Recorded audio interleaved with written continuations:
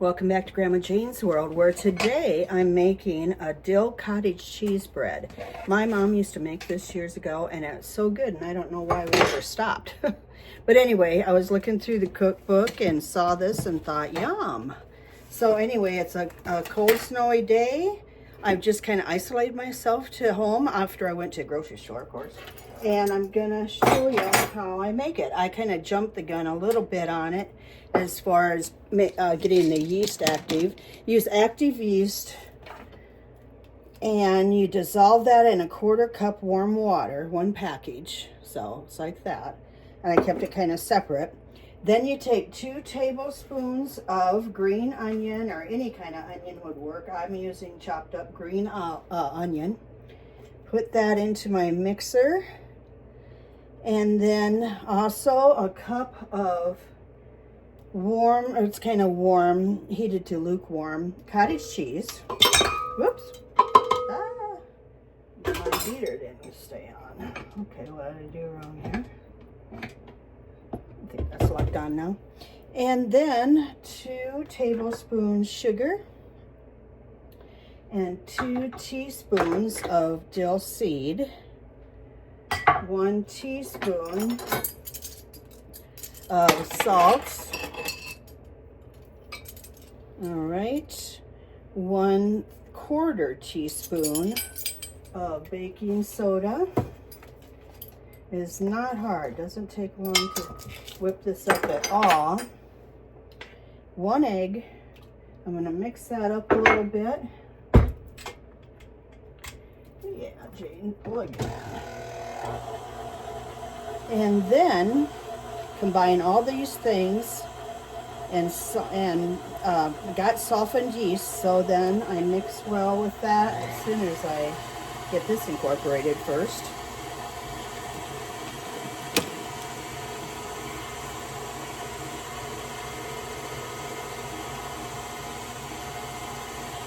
Kind of wipe down the sides for a minute here. Make sure that that is getting all blended together. Hope everybody's having a good day. I'm having a good day. Also, I'm having a class at the NIAC Center in Charles City on April 10th, and that is from 5 to 7. Probably won't take that long. But we're making meat and cheese trays to get a tray for yourself to keep. Charcuterie classes, and it's really fun. So come, laugh, eat, and make a masterpiece. And get a board to take home. I always buy extra so people can eat off of my demonstration tray and take their own home, which is, I think, a good deal. It's a lot of fun. Okay, so here we go. Then I'm going to add the packaged yeast just dissolved in the 1/4 cup lukewarm water. And then the only thing next to add is the flour, which is 2.5 cups full. And that'll make the mixture stiffen up. Do about half at a time. And then you can spray or grease 9 by 5 loaf pan, or Mom used to always just use a bowl and grease that and put it into that and bake it at 350.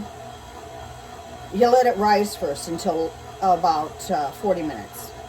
And then, so I'll take a break then. And then I'll bake it at 350 for 50 to 55 minutes. And cover with foil till the last 15 minutes to prevent over browning of the loaf. Then brush the top with 2 tablespoons of melted butter and sprinkle with salt.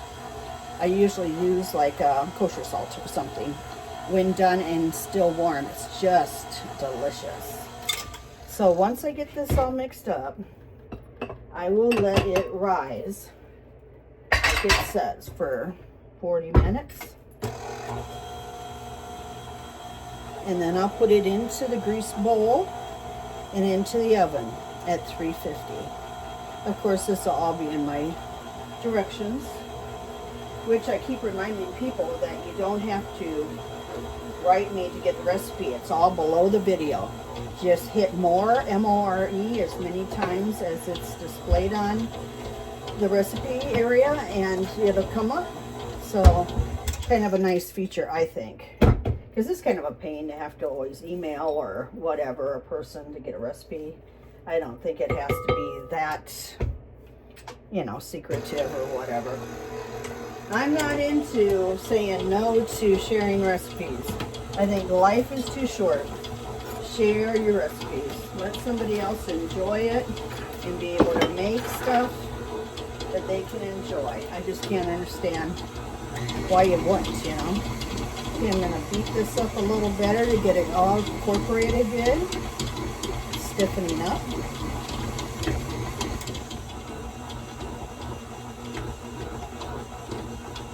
Getting into a ball.